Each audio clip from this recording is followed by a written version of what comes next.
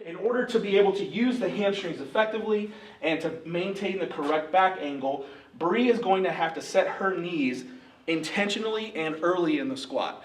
So the knee position is established in the first 1/3 to 1/2 of the squat, as she's also achieving the correct back angle and sitting back into the bottom of the squat. Some of those are coaching cues, some of those are instruction, but that's kind of the way to think about this.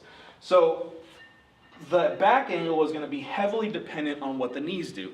If the knees continue to move forward, you're loosening the hamstrings, slacking the hamstrings, getting a more vertical back angle, and then all the criteria that we use for getting strong start to fall apart. Okay, so go ahead and do a slow squat, like a tempo squat, and set your knees and then sit back the rest of the way. Very good, then stand back up. Good. Do it again, set your knees more intentionally. Sit back, sit back. Good. So I shouldn't see much knee movement once the initial third or half of the squat, the descent has happened. So once the knees are set, they stop moving forward, and then the rest of the squat is going to be butt back, knees out, chest down, and that involves the muscles the way they're supposed to be used. Go ahead and do it a couple more times. Set your knees, sit back. Good. You can go a little faster now. Big breath. Very good. Okay, go ahead and rack it. The lifter can stay in balance and still let go of the hamstrings a little bit, so to speak, by allowing the knees to continue traveling forward. Obviously, if the weight shifts forward or if the heels come up, it's pretty obvious what's going on, but it can be more subtle than that. So you can have some knee slide forward, and you're losing the optimization of that bottom position.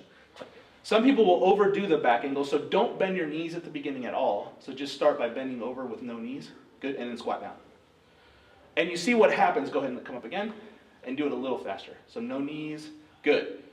So the knees have to catch up, and she's having trouble doing this because she's got a really good squat.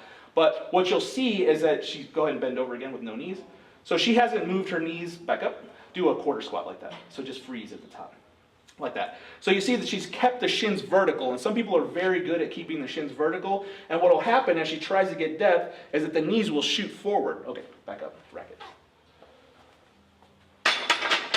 The knees will shoot forward, and as they're shooting forward, not only is the bottom position going to be inconsistent because the knees are going to stop in a different spot every time, so there's that problem. The other problem is that you're subjecting the hip flexors and the knees, the quads, the quad tendon, to forces that aren't supposed to really be there. They're kind of more dynamic. So we want to set the knee position early, not too far back, not too far forward. Typically people, if you're having them set the knees early in the squat, they're not going to go too far forward because it takes you off balance, right? So just setting the knees gets the job done. Make sure that you're not coaching your people into too vertical of a knee angle. So the back is not independent of the knees. They've got to move at the same time.